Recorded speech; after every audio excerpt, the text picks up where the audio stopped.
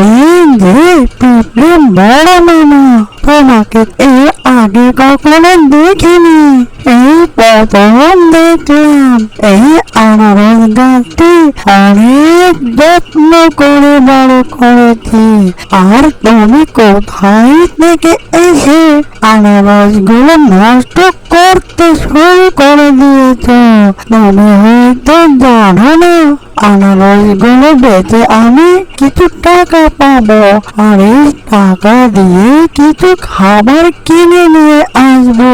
এভাবে আমি আমার সংসার চলে যাই, বুঝলে বড় পিঁপড়ে মামা? আরে মামা রে মামা, কতদিন পরে আমার গাছে আনারস এসেছে।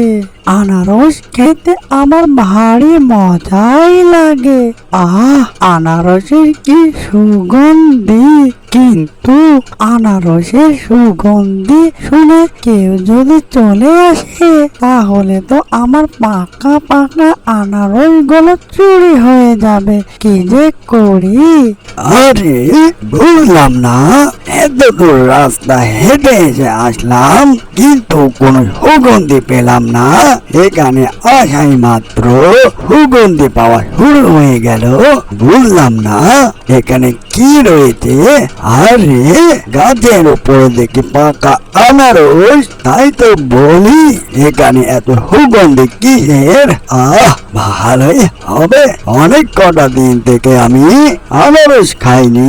যাক, এবার আমার মনের স্বপ্নটুকু পূর্ণ হবে। যাই, কিন্তু আমি তো হাত পাবো না। যাই, আনারস গাছের উপরে ওঠে আমি তৃপ্তি সহকারে সব খেয়ে ফেলবো, কেউ চলে আসার আগে। বাবারে বাবা, আমি জীবনে কখনো এত বড় ফল দেখিনি। যাক, আজকে আমার স্বপ্নটা পূর্ণ হবে। বাহ, কি সুগন্ধি! হেতেই না কত সুন্দর হবে। জিহ্বায় আমার পানি চলে আসলো। আরে গাছের উপরে ওইটা কি দেখা যায়? ও মা, এটা তো বড় পিঁপড়ে। এই বড় পিঁপড়ে সুগন্ধি কোথায় থেকে পেল? এবার বুঝি আমার পাকা পাকা আনারস গুলো সে নষ্ট করে দেবে। এই যে বড় পিঁপড়ে, তুমি আমার পাকা পাকা আনারস গুলোর উপর নজর দিয়েছ কেন?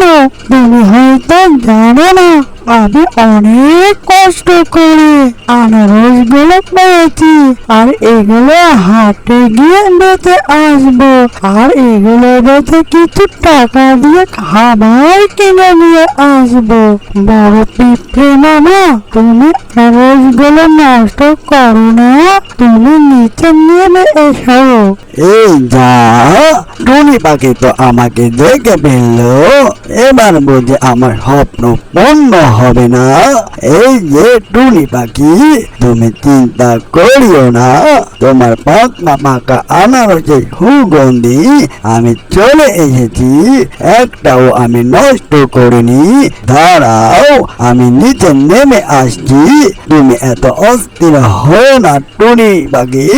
এই যে পিঁপড়ে বড় মামা, তোমাকে এর আগে কখনো দেখিনি।